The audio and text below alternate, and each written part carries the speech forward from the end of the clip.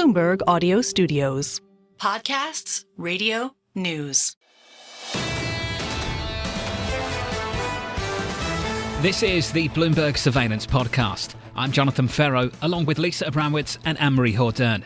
Join us each day for insight from the best in markets, economics and geopolitics. From our global headquarters in New York City, we are live on Bloomberg Television weekday mornings from 6 to 9 a.m. Eastern. Subscribe to the podcast on Apple, Spotify or anywhere else you listen. And as always, on the Bloomberg Terminal and the Bloomberg Business app. Joining us now is the man behind the negotiations, the 41st United States Secretary of Commerce, Howard Lutnick. Mr. Secretary, before we get going, a warm congratulations from the team here at Bloomberg Surveillance on your confirmation. Oh, thanks so much. And wasn't last night's speech amazing? I could have been more proud of President Trump. We'll get into the niceties on that in just a moment. Let's kick it off, sir, with a question about your comments yesterday, when you suggested that maybe there could be a compromise on trade between the United States, Mexico and Canada, and maybe we'd hear more about that today. Has the president confirmed that? Is that still the plan? Well, I think what happened is you have the trade ministers and all the people from Canada really working hard with our Homeland Security people. Remember, this is not a trade war. This is a drug war. We've got fentanyl still pouring into the country, and it's got to stop. So what's happened is they're showing us even more ways to try to stop the flow of fentanyl. And if they can stop the flow of fentanyl, the president is open-minded. There are going to be tariffs, let's be clear. But what he's thinking about is which sections of the market that can maybe he'll consider giving them relief until we get to, of course, April 2nd. But I don't want anybody to forget, April 2nd is the day that we announce our reciprocal tariffs around the world. And so April 2nd is coming, but this is about fentanyl this month. Got that. Just want additional clarity. Just to be very clear on this. Yesterday when you said, I think the president's going to figure out, you do more and I'll meet you in the middle, we're probably going to announce that tomorrow, as in today. Can we no longer expect that announcement? No, I didn't say that. I said the president is listening to the offers from Mexico and Canada. He's thinking about trying to do something in the middle. He's thinking about it. We're talking about it. When I leave here, I'm going to go talk about it with him. And I think early this afternoon, we expect to make an announcement. And my thinking is it's going to be somewhere in the middle. So not 100% of all products and not none. Somewhere in the middle, because I think Mexico and Canada are trying their best, and let's see where we end up. So I do think somewhere in the middle is a likely outcome. When you say somewhere in the middle, do you mean somewhere in the middle on tariffs, as in somewhere between 0 and 25, or do you mean that certain groups, certain industries will just get a carve-out? And would that carve-out be, say, the autos? Because the president mentioned last night he'd spoken to the autos CEOs. Is it carve-outs we should be thinking about here? Yeah, I think it's by product and by region. Remember, the USMCA, right, the United States, Mexico, and Canada agreement set up some policies that said you've got to have a certain amount of U.S. content in your products to be USMCA compliant. So I think he's thinking about those categories, the USMCA compliant. And doesn't that make sense to you, right? If you complied with the agreement, then maybe you avoid tariffs. And if you didn't comply with the agreement, well, you did so at your own risk. You knew you weren't complying, and therefore it seems likely that's a place where the president will go. Again, the president gets to make the decision. I'm there talking with him about it, and so is the team. But our expectation is that it'll be categories. It will be 25%, but there will be some categories left out. It could well be autos, could be others as well. USMCA, go look at that. That was the agreement we made with US, Mexico, and Canada, saying those products are exempt. Everyone who didn't live under those terms and did so at their own risk and knew they were doing it at their own risk always. Secretary Lutnick, good morning. Would you say right now that you think that U.S. autos like GM and Ford are compliant under USMCA? That is my understanding, is the big three say they produce cars that are compliant under USMCA, which means they have sufficient U.S. content in them to be part of the USMCA agreement. So I think that's part of our discussion, and the president's really thinking about that. So it's fair to assume then, especially given the constituencies of auto workers that the president was able to pick up in this past election, that it is the auto industry that could potentially get that exemption later this afternoon? It's not really an exemption. Remember, it's we're trying to end fentanyl coming into the country. So we're trying to send a message that fentanyl has got to end coming in from Mexico and Canada. It just has to end. And they've done a reasonable job on the border, and they're going to do a better job on the border. But this is, remember, it's a key about fentanyl for this month. April 2nd, we can talk about the rest. But this month, it's about fentanyl. And the president's trying to give Mexico and Canada some statements, some move forward, because they are trying their hardest, and we believe they're trying their hardest. But the fact is that we're got to put something on, because deaths in America have not decreased in a way that is sufficient. Deaths of fentanyl and opioids in America. Many families will sympathize with this remarks. Me, myself, I know families who have been at the end of the suffering when it comes to fentanyl. But yesterday, though, the president questioned the fairness of Canadian banks. So what is it about? Is it about Canada's banking system, or is it really about fentanyl? So this month, right now, is about fentanyl. When we talk about April 2nd, we will talk about the bigger trade picture between our trading partners, Canada, and our trading partners in Mexico. So April 2nd, I'll be happy to come on and talk to you about our thinking and our thoughts about a broad trading model. But right now, it's about fentanyl. This is a drug-related issue. Drugs coming into the United States of America have got to stop. The border, it's got to remain closed. That's the key of how you treat your great trading partner. You treat your great trading partner with respect, and you stop letting fentanyl into the country. So my view is the president is thinking about it. He's thinking about autos. He's thinking about USMCA. He's going to come up with a plan this afternoon. We're going to announce that plan. I think it's going to be in the middle somewhere. There's going to be 25% tariffs. It's not the middle as in a number. I think it's the middle in terms of USMCA and not USMCA. But the president will decide that this afternoon, and then we'll go on from there. But think about that. If you were compliant with USMCA, you did what President Trump asked in his last term.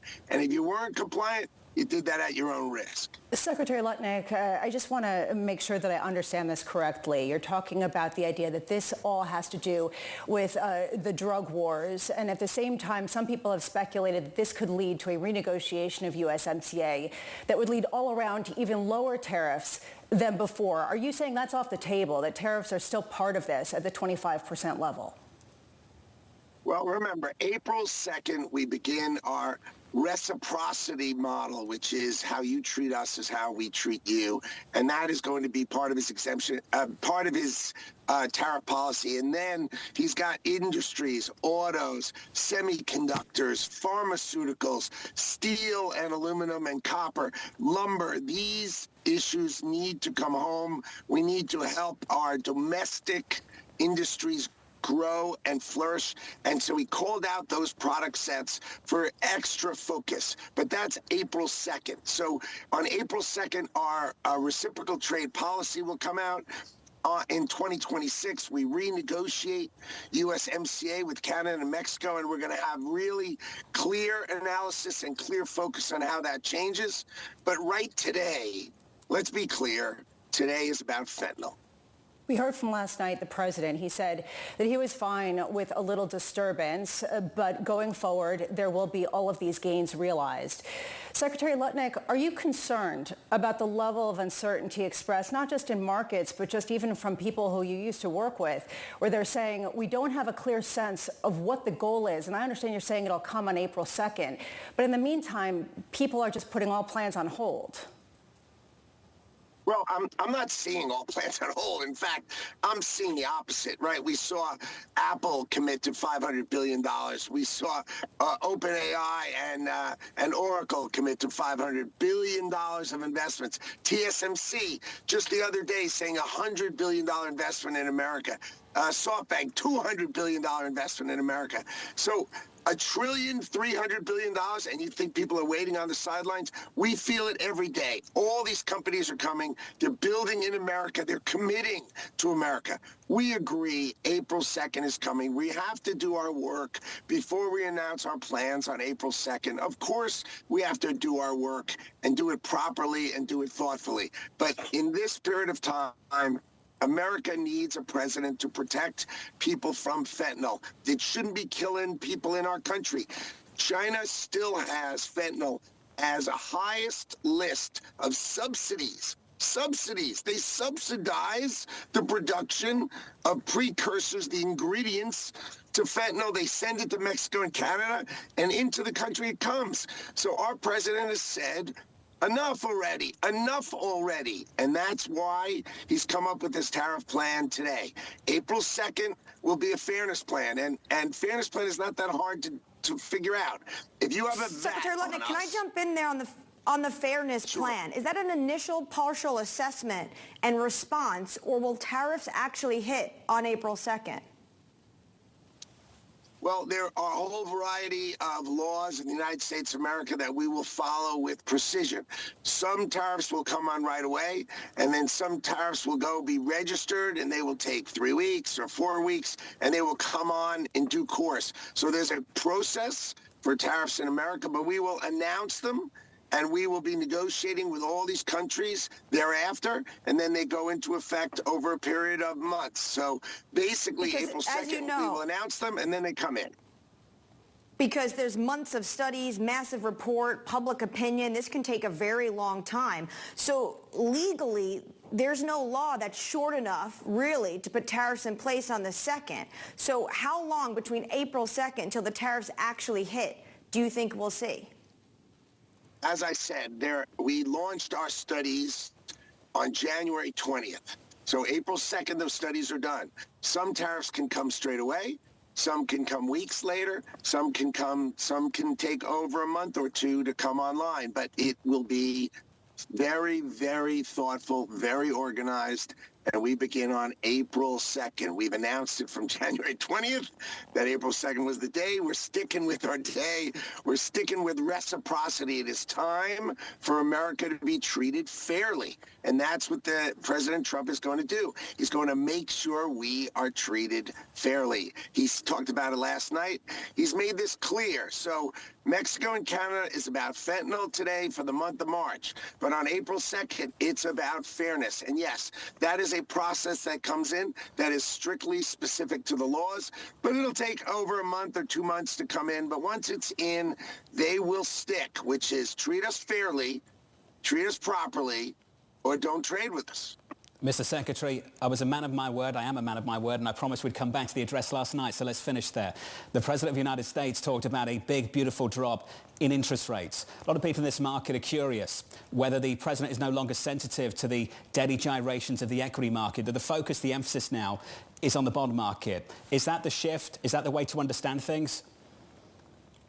No, I think that is too specific. I mean, let's face it. If we balance the budget of the United States of America, interest rates are going to come smashing down. And I don't mean 10 basis points.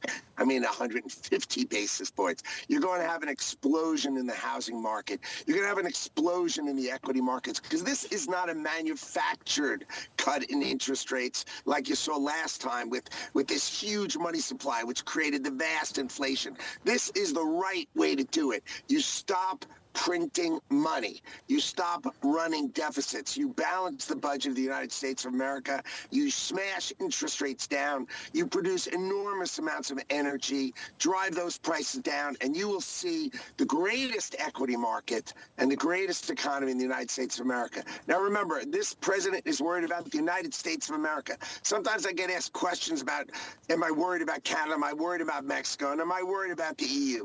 My president is worried about the United States of America, and you are going to see the greatest equity market and bond markets under President Trump. Well, let's worry about the American data right now, because equities have rolled over just a little bit.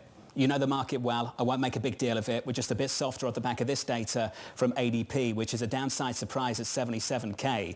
The estimate was 140, so we're sub 100. We'll see what we get on the ISM later on this morning and on payrolls on Friday. But as you know, Mr. Secretary, the data over the last few weeks hasn't been great. The survey data has been softer, and a lot of these companies in these surveys have pointed to tariff uncertainty. Do you accept that the business community needs some clarity, or whether it's 25, 15, 10, whatever the number is going to be, that the volatility around the trade story, the cumulative effect of persistent uncertainty is starting to eat into this economy a little bit? No way. I mean, the president spoke about it last night. He said Biden left him a pile of poop. Okay? He left him a lousy economy that he's trying to fix. You're looking at data that's Biden data.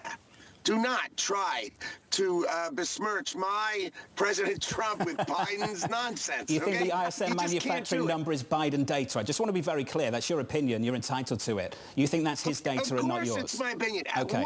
What possible could change? Seriously, we are in early March. My president took over January 20th. You think economic data coming out in early March is Donald Trump-related data? Monthly survey data? You gotta be kidding me. Mr. Secretary, Stop it. Are you suggesting, we don't have to get into an argument about it, are you suggesting that when bond yields drop in a market that's worth trillions of dollars and investors place bets off the back of that economic data, that data doesn't count for anything, that data is somehow misleading? I think that data is leading you to understand if Joe Biden was still in charge, you'd be in trouble. But you have a new president, there's a new sheriff in town, and I would bet on the economic growth that is coming from Donald Trump. You see the investments. You see it already. There's trillions of dollars of manufacturing moving to America. It's moving to America. That means the cavalry is coming. For every $1 trillion that invests in the United States of America, that produces 1% of GDP growth. Imagine that. You have a president bringing GDP growth directly to his economy. That's amazing. Mr. Secretary, we appreciate your time and your opinion. As always, sir, the US Commerce Secretary Howard Lutnick there on the economic data, financial markets, and what's going to happen with trade.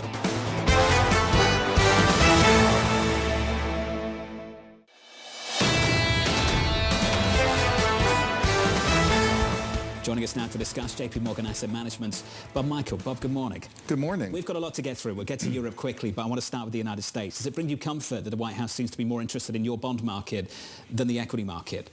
It does to some extent. I think bond investors are going to go through a period of discomfort, to borrow a phrase from the president, where probably yields have gotten a little ahead of themselves. So, you know, any kind of backup to the mid-4s looks like a good level for us to get in. So you're not a buyer here? Not right now. Are you a buyer of bonds here? Can we bring up the curve? Let's get back to the German curve. 2-year, 10-year, 30-year. Double-digit move we're seeing over in Germany off the back of the prospect of a lot more supply. The 10-year up by 20 basis points. Where do you stand on Europe now? I think you're looking at steeper curves in Europe. I think you're going to see a lot of issuance. They've thrown fiscal austerity to the side. They've looked at what's going on in China and the U.S., and they want to join the party, and they're going to. I still see the ECB bringing rates down towards 2%, but I think with the amount of supply that's potentially coming in Germany, you're going to drift up towards 3%. I think that's fantastic for bond investors. Again, discomfort near term, but the ability to have a bond market that has yield to it and that's durable, fantastic. There's a fantastic bond market for investors, and there are fantastic bond markets for traders. A fantastic bond market for investors is one where there's actual coupon, there's actual yield. A fantastic bond for traders, a bond market for traders, is when yields are going down. Is that move over? Is it not any longer a fantastic market for traders? I think there's potential for yield to go down in the front end of curves. I think central banks, whether it's the ECB or the Fed, are looking for that opportunity to bring yields down a little bit, get closer to what they perceive is neutral. But I think the long end is going to stay about where it is. We're having conversations every day with plan sponsors who want to get into this bond market. They're looking at it as the anchor in the storm. They like the fact they can buy the U.S. aggregate bond market at a yield of close close to 5%. They're looking to bring money out of cash and out of risk assets, whether it's privates or equities, and go into the market. Fantastic. You said this bond market. Are you talking about the United States or developed markets more broadly at a time where we were just talking with a number of guests, Peter Scheer among them, saying maybe Europe is going to draw capital away from the United States? I think it's all bond markets. I think when you look at what equities have done, they've become lopsided in terms of portfolio allocations. The plans that we're talking to are looking to do some rebalancing, and they're embracing yields where they are. As I said, I met with a plan yesterday. I met with them 5 years ago. The aggregate bond market was yielding 2.25%. They didn't invest. Now today, they've won. Yields have doubled from where they are. They're coming in, and we're hearing that everywhere from every channel around the world. You said that you think that yields on the long end are probably where they're going to stay, at least in the United States. They're not going to go significantly lower. Do you see them going significantly higher? No, I think you're stuck in the fours. We're probably a buyer in the mid-fours because with another round of tariffs coming and the blizzard of policies that come out of Washington, there's going to be a lot of volatility, and there may be a period where people run to treasuries and you get down towards 3.90 or 4%. But I think we're going to look back on 2025 and they're going to have spent almost all of their time either side of 4.5%. A period where we run to treasuries. Let's build on that. Could we be going into a period where we run away from dollar-denominated assets? Certainly not my view, but a view that is out there. People who believe that maybe the policy mix of the United States at the moment pushes capital away. We've heard that a few times already this morning. Where do you stand on that call? It should be your view, John. I think dollar exceptionalism has ended this week. We've done a lot of work. We've gone back and we've looked at Trump version 1, and we see a similar path where the dollar peaks early a couple months into the term and then tends to come off. We've talked about the dollar being overvalued for a year or so now, and I think now you're looking at fiscal spend in China, you're looking at fiscal spend across Europe, and we're looking at, we didn't talk about Japan, we're looking at close to 1.5% 10-year JGB yields. I don't even remember when I last saw that. When you say a period of dollar exceptionalism is over, do you mean for the currency specifically, or do you mean the dollar long that we've built up over the last decade in dollar-denominated assets across fixed income and equities alike? Would you go that far? Yes, I would go that far. I think everyone has talked about how expensive U.S. markets have gotten relative to non-U.S. markets, but nobody wanted to step in front of the steamroller. And now the steamroller's rolling the other way, and I think you're going to see this flow out of dollar-denominated assets, and I think the dollar comes off from where it is. I think that process is underway. Substantially, if you're correct. Lisa, these are huge changes potentially for financial markets worldwide. I just wonder how much it reduces some of the flows into U.S. risk markets, and I wonder how much that gives more fuel to what we've already seen, particularly with some of the most consensus bets, which is the technology firms. All these things we've been asking for such a long time. China needs to do more deficit spending. Headline overnight, you're going to get it. Germany needs to invest more in infrastructure, in defense. Headlines in the last 24 hours, you're going to get it. Deutsche Bank's George Saravelos talked about it about 20 minutes ago, put it perfectly. You cannot overstate the changes we're seeing in the global economy. I know a lot of people sit here in the media every single day and say, big week, I'm guilty of it. Big week coming up, payrolls Friday. Forget payrolls. Forget the data. These are massive policy shifts. This is the time, and this is something Jim Reed says every morning, that years happen in the period of days. And we've seen that again and again, reshifting expectations. There's a lot to be determined. But my big question is how far does this go in rearranging trade lines? Kind of what Donald Trump wanted. So this is the new world. Payroll's still important. Friday, 8:30 Eastern time, all right? Don't forget payroll, so take that back. Bob Michael at JPMorgan Asset Management. Bob, some big calls. Appreciate your time, sir. Thank you.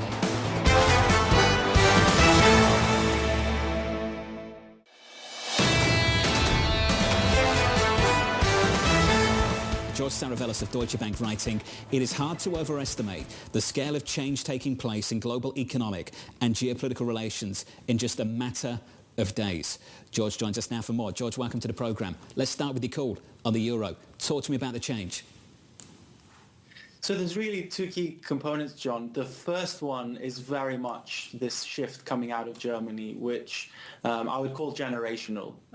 We have been expecting some sort of shift over the last 2 weeks. As soon as the election was over, it looked like the ingredients were building. But even we, and we've been on the optimistic end, were very surprised with the magnitude of the fiscal shift that was announced. From my perspective, it's the biggest shift in fiscal policy I've seen in my career, both in terms of magnitude and pace. And this has huge consequences for both growth, the ECB, and even Europe's strategic autonomy versus the US. So that is one component, and I would say the policy is increasingly shifting to be cyclically relevant, even in coming quarters, rather than just structurally relevant.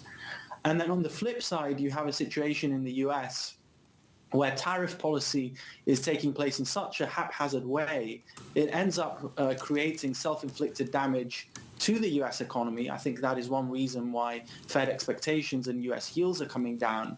And the broader fiscal picture remains very murky. So we have a situation which is the complete opposite from what I personally would have expected at the start of the year.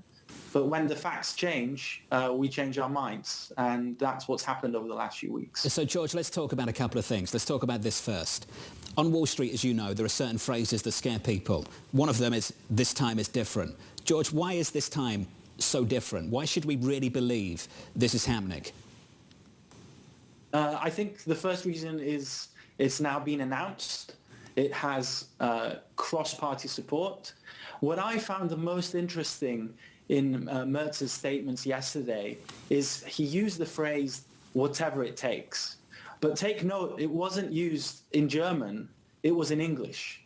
And it was also posted on X, on his feed.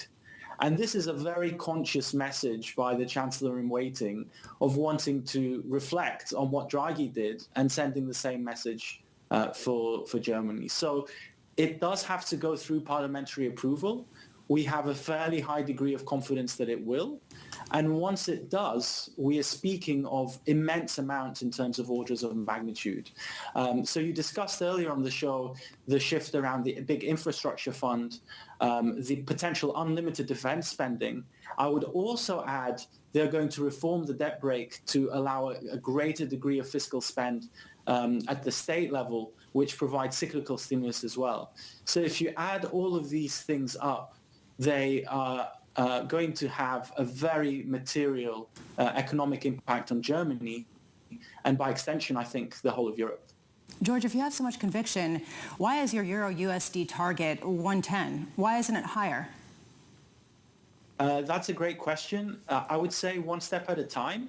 Every day we're seeing news flow that would usually take years or even decades to potentially feed through. So I would say what we need to argue for an even weaker dollar is for persistent economic weakness in the US. That's going to be a function of what happens from the administration over coming weeks. Do we see a reversal in the tariff policy? So I think there's still a tremendous degree of uncertainty on the US side and how much the recent weakness continues. It is a function of fiscal in the US and tariff. And then there is some execution risk, as we discussed, around Europe. But it is the first step, 110, and we're very open-minded in terms of how we think about the outlook. I think we've got to be open-minded about everything right now, George, including the United States. So let's finish on the US. You mentioned the US side of things. A question we've gone back to repeatedly on this program ever since the election. Do you see a policy mix that attracts capital to the United States or a policy mix that pushes it away? I asked that question earlier this morning. George, what's your call on that now, and has it changed? Well, I think it's becoming a bit more ambivalent over the last couple of months. And I would say there's two drivers around that. One just relates to the policy mix itself. It's less about the specifics, and it's almost about the lack of specifics and the uncertainty around the reaction function. Now, if you're putting 20-25% tariffs on half of your imports and you don't know, are they going to be there the next day, are they going to be removed, that is naturally going to be creating economic uncertainty. And I think we're seeing that materialize, and that is why US risk markets are underperforming. So that's one aspect. The second one is broader. And you could even call it a positive, but to the extent that President Trump is encouraging other countries to build strategic autonomy and is encouraging other countries to spend, all of a sudden you have an investment thesis potentially for Europe. Now, that's the more positive angle. The more negative angle is the policy uncertainty in the US itself, which I think desperately needs a bit more clarity. Hey, George, appreciate your time. George Saravelos there of Deutsche Bank, looking for 110 on euro dollar.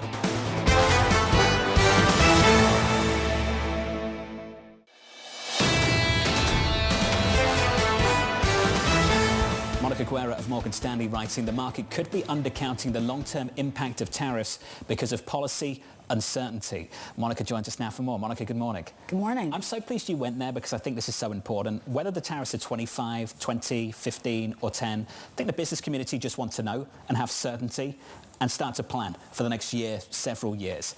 That uncertainty, that volatility of the policy itself, how much damage could we see off the back of that? The policy itself, I think, could have significant implications depending on the different industries that it's impacting. When we're thinking about the policy uncertainty piece, not essentially undercounting potential impacts, it's what happens next. Now with Mexico and Canada, we spoke last week. We thought that something like this might happen, right? That the tariffs could be implemented. They could be renegotiated. You have USMCA potentially pulled forward into 2025. That situation, our relationship with our neighbors, is incredibly dynamic. It's what happens in April. And I think that staying on top of potential tariff risk is important. There is a question about who President Trump is speaking to, because markets had just expected heading into this year that he would be catering to them on some level, that he'd be looking for market approval. Seems like that's not the case, with a little bit of disturbance being just fine. Do we have a sense of where President Trump is looking to sort of get that approval? So the little bit of disturbance piece, I think, is key, because the sell-off we saw was, just in the range of 2.5 on the day on the 2nd, right, when the tariffs were implemented. You saw, the biggest hits, right, to tech and energy, given the types of tariffs that were being, proposed. Now, what's important here is that that's not this big market downturn. If you had a greater correction than that was prolonged, that I think would get the president's attention. But a day, point in time, momentary response is expected, and something that I think, he is saying we can all live with, that markets are rebounding. They're looking to the potential of his negotiating tactics long term. You aren't seeing no deals being announced. You actually saw M&A volumes fall pretty significantly in February. We've talked to a number of executives saying we just don't have the certainty, and to John's point, that uncertainty drags on growth, and you're starting to see that in some of the data. In your conversations with people in Washington, D.C., is President Trump and his cabinet concerned about that level of uncertainty and some of the soft data rolling over? No, I don't think they're concerned. Now, what we've seen as far as their strategy in Trump 1.0, it was the growth policies first and then tariffs second. This is the reverse.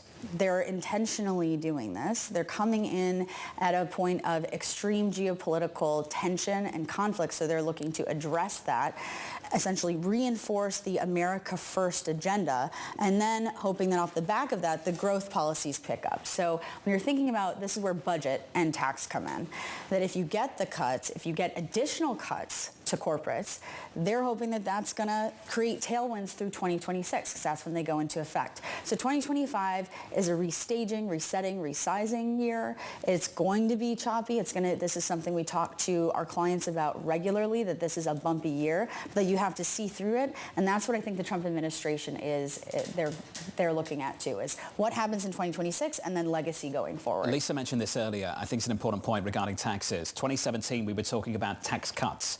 2025 into 26, we're talking about the extension of tax cuts. How different is that? And will we get additional cuts beyond just the extension of what we did back in 17, 18? So they are different.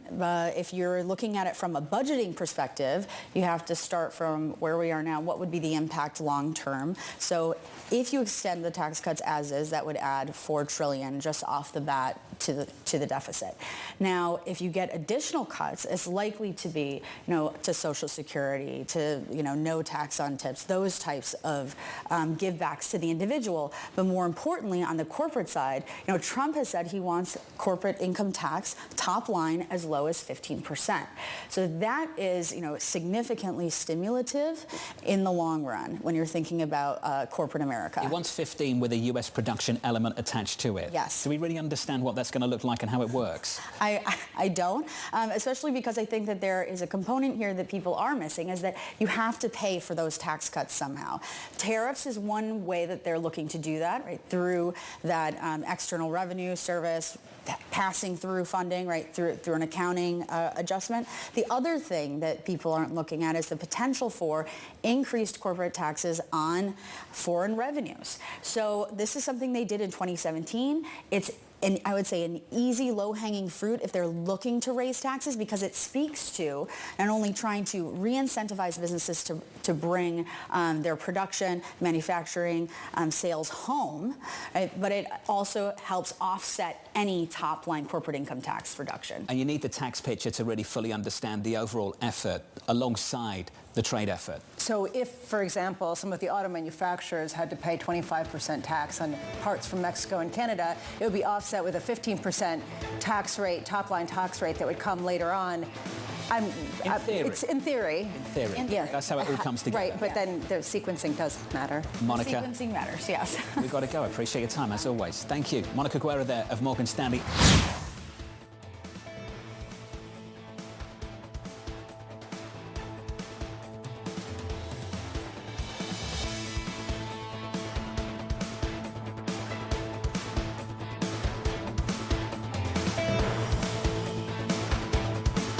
This is the Bloomberg Surveillance Podcast, bringing you the best in markets, economics and geopolitics. You can watch the show live on Bloomberg TV weekday mornings from 6 a.m. to 9 a.m. Eastern.